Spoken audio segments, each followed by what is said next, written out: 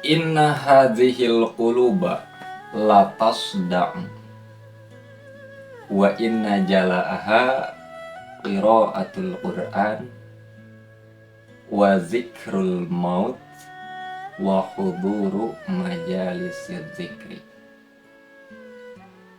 Nah, dari keterangan ini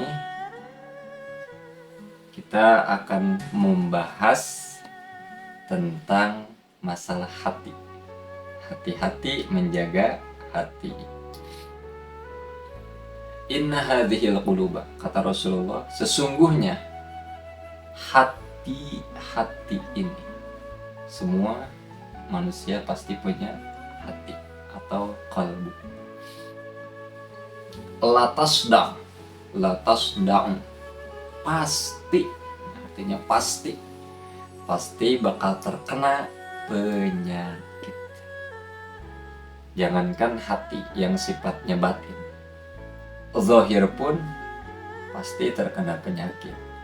Penyakit mata, penyakit telinga, penyakit hidung, penyakit tenggorokan, penyakit lambung, banyak.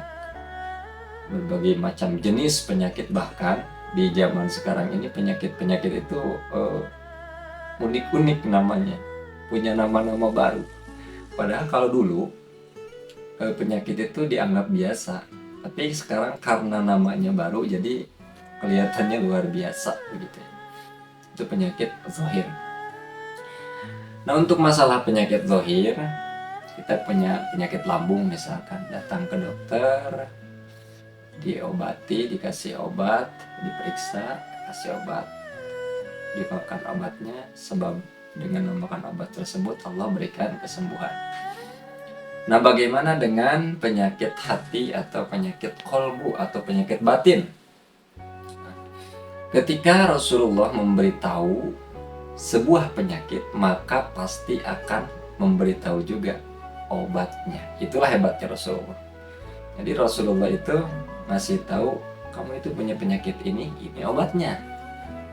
Begitulah Rasulullah Shallallahu Alaihi Wasallam. Ada cerita unik. Seorang yang bernama Abi Dzar Al-Ghifari, beliau sedang duduk di masjid. Nah, ketika itu Abi Dzar diam di masjid itu bukan semata sekedar hanya i'tikaf, tapi memang dia ada sesuatu. Lalu ditanya, kenapa Anda diam di masjid? Selain i'tikaf, saya itu sedang dikejar-kejar orang yang mau nagih utang. Maka Rasulullah sontak memberikan obat atau resep. Nih, kalau Anda tidak mau punya perasaan dililit hutang, baca doa ini. Itu doanya, Allahumma inni a'udzubika minal hammi wal hazan, wa a'udzubika minal ajzi wal kasal, wa a'udzubika minal jubni wal bukhli, wa a'udzubika min zalabatid dain wa qahrir rijal. Itu doa. Jadi Rasulullah itu selalu memberikan resep daripada permasalahan-permasalahan kita. Nah, di sini kita menceritakan bahwa kita punya masalah, yaitu masalahnya penyakit hati. Orang lain mendapatkan kenikmatan, orang lain mendapatkan kesenangan, kita iri, kita dengki. Nah, itu kan penyakit hati. Kita dikasih Allah sebuah kelebihan harta, kelebihan pangkat, kelebihan jabatan, kelebihan ilmu. Lalu muncullah sifat dalam diri kita merasa lebih hebat daripada orang lain, merasa lebih kaya, merasa lebih pintar. Itu adalah penyakit hati sombong. Itu penyakit-penyakit hati kita yang memang setiap hari penyakit hati itu singgah dan pergi. Kita lagi duduk-duduk enak, ngobrol berduaan, bertiga, berempat. Ada orang lewat di depan kita, santun, mampir dulu bu, itulah santun. Udah lewat si ibunya sekitar 50 meter, langsung kita ngomongin. Beda ya, kalau orang udah kaya mah gak mau mampir ke kita orang miskin. Apalagi kalau udah kaya, orang itu cenderung pelit. Tadinya ketika dia depan santun kita, kalau udah lewat lalu diomongin kejelekannya, itu kan penyakit juga, penyakit hati. Muncullah ghibah, itu penyakit hati. Jadi penyakit hati itu memang di setiap orang selalu ada, selalu terdiam. Apalagi contohnya nih, kita lagi sholat kita khusyuk. Nah, selesai sholat, mata kita bukannya melihat ke dalam diri, tapi melihat keluar. Mata kita itu jadi keluar. Ketika kita selesai sholat, mata kita keluar melihat orang yang belum sholat, melihat orang yang tidak sholat, lalu mengkritisi di dalam hati. Kita baru keluar dari masjid, udah sholat, dia masih aja nongkrong. Mata kita itu malah keluar. Justru kalau sehabis sholat itu mata kita ke dalam, lihat diri kita. Bukannya sholat itu tanha anil fahsya'i wal munkar. Sholat itu mencegah daripada perbuatan keji dan munkar. Artinya ketika selesai sholat, apa yang kita dapatkan dari sholat kita? Apa yang kita dapatkan dari sholat kita? Apakah setelah kita sholat kita bisa memperbaiki diri kita? Nah, itu pertanyaannya. Bukan sibuk memperbaiki orang lain, bukan sibuk mengkritisi orang lain, tapi sibuk memperbaiki diri kita. Itulah efek daripada sholat yang benar. Nah, begitu. Jadi jelas penyakit hati itu tidak identik ke orang kaya, tidak identik ke orang miskin, tidak identik ke orang bodoh, tidak identik ke orang pintar. Semua orang bakal terkena penyakit hati yang sulit obatnya. Nah, maka Rasulullah memberikan obat. Apa obatnya? Di dalam hadis ini diceritakan wa inna jala'aha qiraatul Qur'an. Dan sesungguhnya obat daripada penyakit hati itu adalah membaca Al-Qur'an. Nah, untuk membaca Al-Quran ini sesuai dengan kemampuan masing-masing. Sanggupnya 1 ayat, silahkan. Setiap hari baca Al-Quran 1 ayat.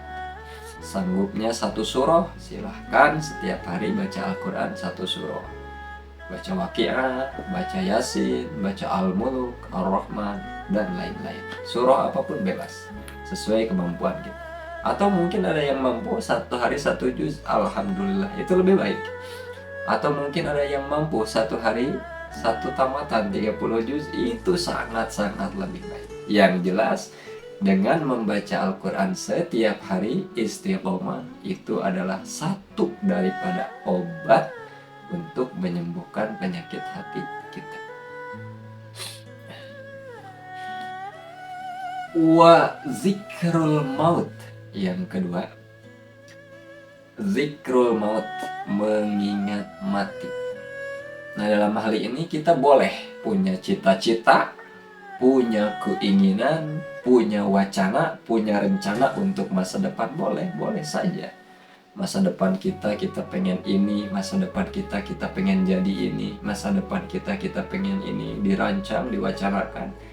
Tapi jangan lupa, ingatlah dengan kematian. Karena boleh jadi kematian ini datang entah 1 jam yang akan datang, entah 1 hari yang akan datang, entah seminggu yang akan datang, entah setahun yang akan datang. Jadi jangan, boleh bercita-cita tapi jangan lupakan kematian. Artinya apa? Artinya ketika kita mengingat mati, kita tidak menunda-nunda tobat. Ketika kita ingat mati, kita tidak menunda-nunda amal. Maka kalau kita selalu mengingat mati, di hati kita selalu terselip kalimat astagfirullahaladzim. Nah, maka ini baiknya begini. Sebelum kita tidur, karena boleh jadi tidur kita itu tidur terakhir dunia ini, kita nggak bangun lagi, boleh jadi. Nah, maka alangkah lebih baiknya sebelum kita tidur itu berwudu, lalu kalau lebih baik sholat dulu, habis sholat lalu istighfar. Astagfirullahaladzim, astagfirullahaladzim. Bertobat, memohon ampun kepada Allah. Ya Allah, ampuni dosa saya yang lalu, ampuni dosa saya hari ini. Tadi dari pagi, bangun pagi sampai detik ini mau tidur, pasti banyak salah, banyak dosa yang tidak terasa ataupun dosa yang terasa. Mohon Allah mengampuni dosa saya. Atau di minggu yang lalu, tahun lalu, kita pernah ini, baca istighfar, memohon ampun kepada Allah intinya. Nah, dengan mengingat mati kita akan selalu mendawamah beristighfar kepada Allah, memohon ampun kepada Allah, artinya bertaubat. Jadi dengan mengingat mati kita tidak akan menunda-nunda taubat.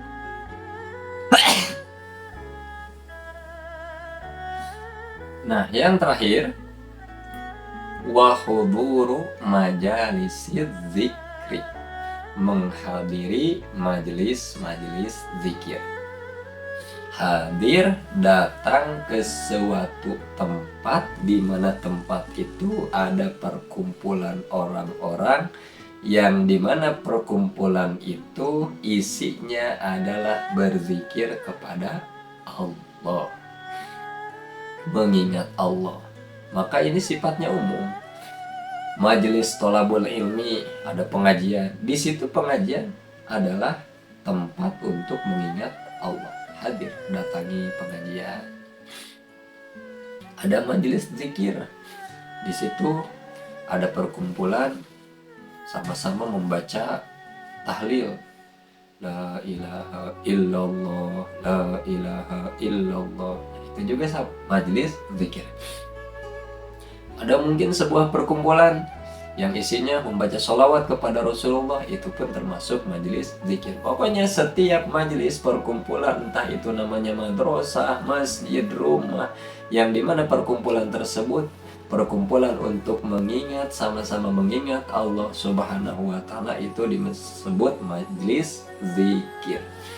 Nah, jadi kesimpulannya daripada hadis ini adalah obat hati kita atau resep untuk menyembuhkan penyakit hati kita ada 3. Yang pertama, rajin-rajinlah istiqomah membaca Al-Quran setiap hari. Yang kedua, selalu mengingat mati. Dan yang ketiga, menghadiri perkumpulan yang isinya berzikir kepada Allah, baik itu majelis tholabul ilmi, pengajian, atau tempat berkumpul baca Al-Quran bersama-sama, atau baca sholawat bersama-sama, atau membaca zikir-zikir yang lain bersama di sebuah perkumpulan, itu disebut majelis zikir. Nah, semoga apa yang disampaikan walaupun hanya sedikit, kalau ada manfaatnya walaupun hanya 1 huruf, semoga jadi ladang amal soleh buat kita semua. Dan tentunya yang kita sampaikan pasti banyak salah dalam pengucapan, dalam penyampaian, mohon dimaafkan. Dan semoga Allah mengampuni saya dan mengampuni kita semua. Amin ya rabbal alamin. Hadanallahu wa iyyakum ajmain.